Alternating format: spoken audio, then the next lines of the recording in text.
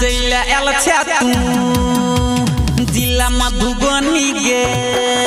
नाचैला एल छे तू जिला मधुबनी गे लखुआ गुरु के छौरा कहो नाचिए कबार गे स्टेज पौड़े वो 2000 चोली में भैरव देबो 2000 स्टेज पौड़े वो 2000 चोली में भैरव देबो 2000 नाचैला एल छे तू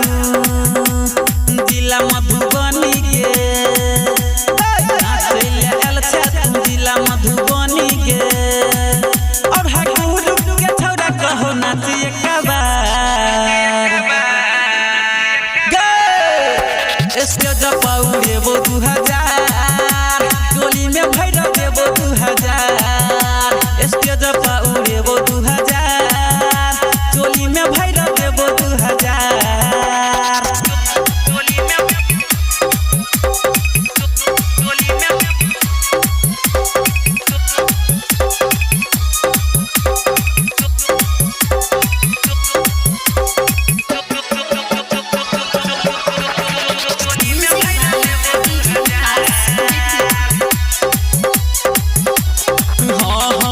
छोटे कपड़ा पहिर के नाचही छे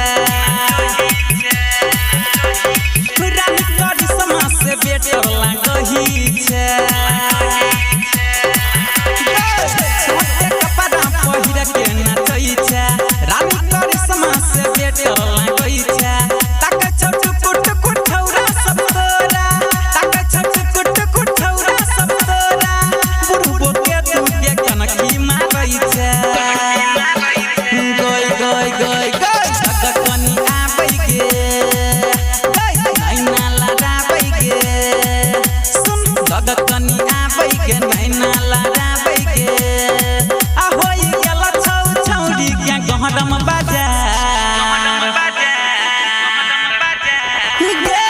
स्टेज पौड़े वो 2000 चोली में भैरव देबो 2000 स्टेज पौड़े वो 2000 चोली में भैरव देबो 2000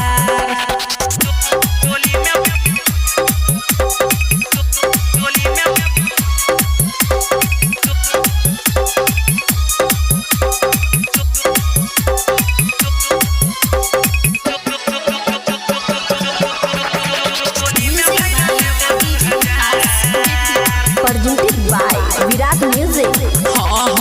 सही से अपन हिलाइले कमहर गे